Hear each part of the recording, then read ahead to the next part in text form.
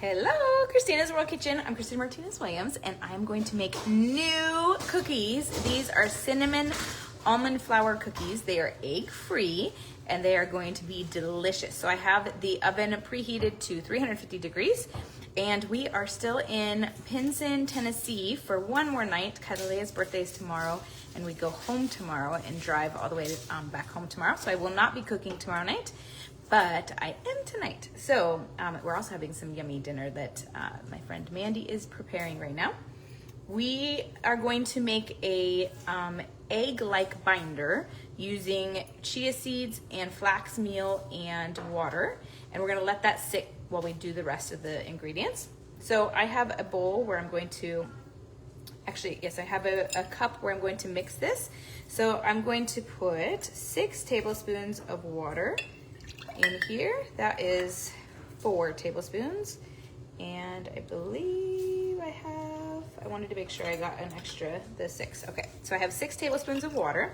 Tell me where you're watching from. Thumbs up, heart, share this video. You are going to want to try these.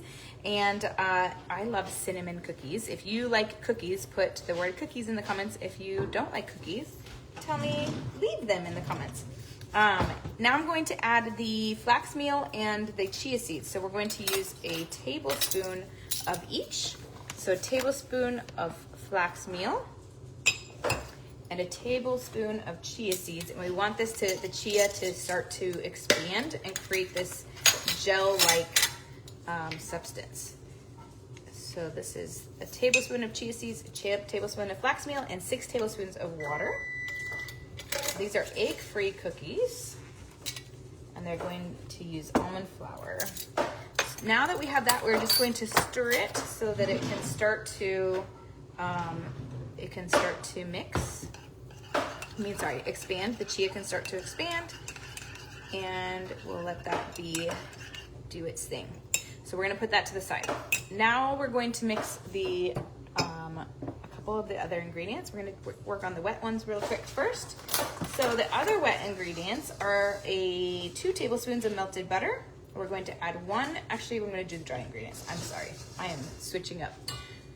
Because I don't want my measuring cups to stay dry until I need them to be wet. Okay, so we're gonna put 2 cups of almond flour.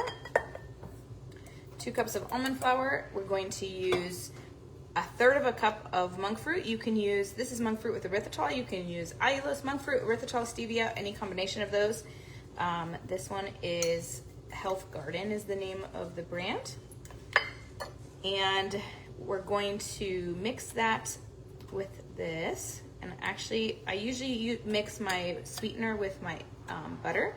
So you could do that instead. I was thinking it was dry, which it is, but that's not what I usually do. Now we're going to add our baking soda and baking powder. So we're going to use 1/2 teaspoon of baking soda. I'm gonna double check my recipe.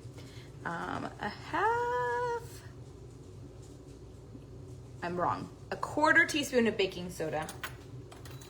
1/4 teaspoon of baking soda. Where is this at? Okay, 1/4 teaspoon of baking soda. And then we're going to use 1/2 teaspoon of baking powder. 1/4 of baking soda and 1/2 of baking powder. And we have 1 more dry ingredient. Tell me where you're watching from. Mandy is standing behind me and watching, which I love. It's so fun. She's right here. From Pinson, Tennessee, where we are currently in the same house. And 1/2 teaspoon of pink salt. So 1/2 teaspoon of pink salt, 1/2 teaspoon of baking powder, and 1/4 teaspoon of baking soda. I ground the pink salt, and so I am getting it all on into this. I have to put a little bit more at a time. There we go. And then we're gonna mix this all together. Oh, I have 1 more. I'm so sorry. I have 1 more. 1 teaspoon of cinnamon. This is the word I can never say. Cinnamon, synonym, cinnamon. Canela. I can say it in Spanish. Canela. All right. So if you are a member at Sam's Club or Costco, it is always going to be more economical to grab your spices from there because you can get huge amounts for really low cost comparatively. That's a half a teaspoon. I'm using a teaspoon of cinnamon. And that is all of our dry ingredients. So now I'm just going to mix those all together so that they're more well combined. Especially the baking soda and the baking powder. I want those to be well combined. And we are almost done with, well, we're gonna now add one more ingredient to our wet before we add our gel-like mixture. All right, what are you eating for dinner tonight? What is your protein? What is your low-carb veggie? What's your healthy fat? And tell me that in the comments. And if you are waiting for my pizza guide, it is coming. I can send it best from my computer, and I haven't had a chance to do that yet, but I will today. Okay, now I have 2 tablespoons of melted butter that I'm going to add 1 teaspoon of vanilla extract to. 1 teaspoon of vanilla extract. And now we're gonna mix that together, and then we are almost ready to put the rest of this together. I'm going to use, I got a fork out right here. Just gonna get that well combined. And now I'm going to add that wet mixture that we already created that's been sitting. If you're doing this on your own and you have more time than I do live, then you're gonna let it sit for like 10 to 15 minutes because it will become more gel-like. Mine's already actually very cool, becoming very gel-like. You can see that it's already expanding and it's already getting gooey, which is so exciting. So this is our egg-like substance. This is what we're using in place of an egg. And the chia has such great nutrients as well as healthy fat, fiber, and then the flax as well. Water is water, so you get all the goodness. Now we're gonna mix this with our butter and with our vanilla. And then we're gonna add our dry ingredients to this and let everything mix, and we're ready to make them in the oven, almost.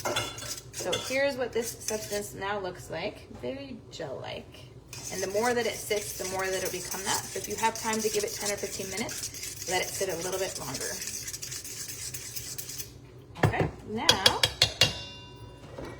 we're going to add our dry mixture, mix it all together, and we're almost done. We're almost making our cookies. These are cookies that, like, technically they're cookies, but you could eat them for anything. They could be a snack. They could be part of your meal. They could be, I mean, at the end of the day, nothing in here is spiking your blood sugar and creating greatness for your, you have protein in your almond flour. It's low carb. And you can choose a sweetener that you like the best. My husband prefers monk fruit and allulose, or the combination. He does not like stevia, and neither does Zariah. Katalea would tolerate stevia, I think, but Zariah does not like stevia. So usually we don't bake with stevia, we bake with allulose monk fruit. And now Swerve has even moved their stuff to no longer erythritol. All right, this is becoming crumbly, which is great. It will combine in a second. I can see that it's almost there. There's barely any powdery left. Now it's just crumbles.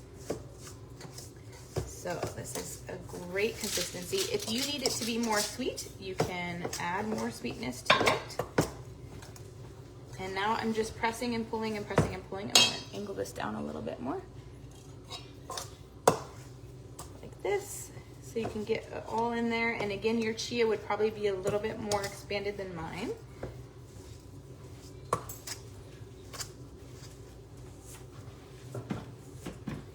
And now we've got a nice cookie dough that is dough-like, very dough-like, without eggs.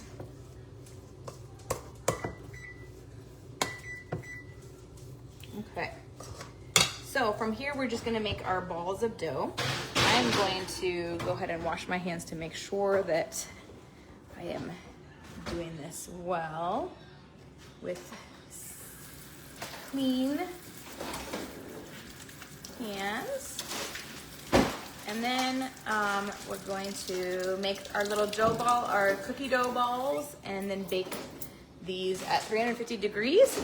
I am not exactly sure, since this is brand new, I'm creating it right now, how long it's going to take. I'm going to check it at 10 minutes and see how we're doing, and it might be closer to 15 to 18. But this is my, gonna be the size of my cookie. And I have parchment paper and a baking sheet. And I have a feeling this is going to make like 24, I'm looking at maybe 24 balls, dough balls. And I'm gonna taste it for you. It's good. It's really good. And actually for me, I think it's a pretty good sweetness.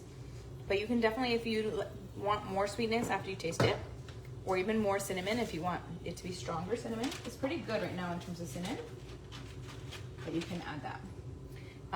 Here's the dough balls. Oh, Mandy is making Italian chicken. Thank you. Garlic asparagus with lemon pesto sauce. Oh my gosh. And some mushroom risotto. That sounds so good.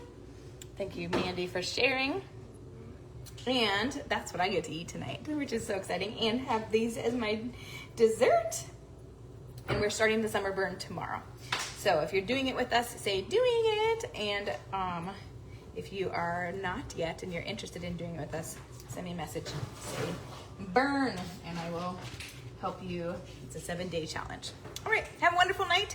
This is it. I will be showing you what these look like, how they came out. But this is where they are at. Have a wonderful night from my house, well, from Mandy's house to your kitchen. Global flavors and healthy plates from around the world. Bye.